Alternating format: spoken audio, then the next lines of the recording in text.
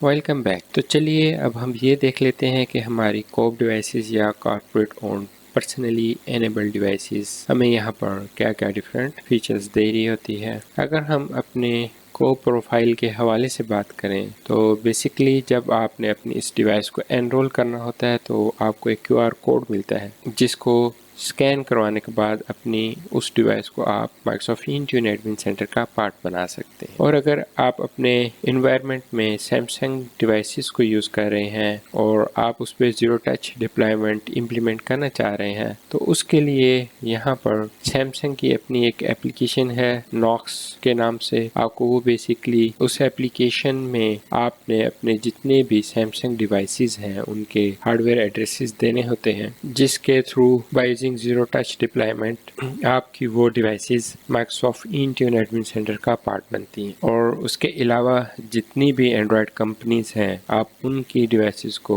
By using zero touch Microsoft Intune admin centre का part बनाना चाहते हैं तो उसके लिए आप गूगल ज़ीरो टच को यूज़ कर सकते हैं। तो ये आपके पास 2 डिफरेंट ऑप्शंस होती हैं ज़ीरो टच डिप्लॉयमेंट के लिए। और उसके अलावा अगर हम इसमें वर्क प्रोफाइल की बात करें तो यह इस प्रोफाइल टाइप में भी आपके पास बेसिकली 2 डिफरेंट प्रोफाइल्स क्रिएट होती हैं, एक पर्सनल प्रोफाइल और दूसरी वर्क प्रोफाइल, जैसा कि हमने अपने पर्सनल ऑन डिवाइसेस के लिए डिस्कस किया था। लेकिन उसमें हम सिर्फ अपनी डिवाइस को रिटायर करवा सकते हैं माइक्रोसॉफ्ट इंट्यून एडमिन सेंटर से और उसमें सिर्फ आपके कंपनी का डाटा वाइप होता है। बट अगर आप को प्रोफाइल की बात करेंगे तो को प्रोफाइल में आप अपने डाटा को वाइप भी कर सकते हैं और अपनी जो एंड्रॉयड डिवाइस होगी उसको फैक्ट्री डिफ़ॉल्ट या फैक्ट्री रीसेट मोड में भी लेके जा सकते। और यहाँ पर जैसा कि हमने ऑलरेडी डिस्कस किया है कि हमारी एक वर्क प्रोफाइल क्रिएट होती है तो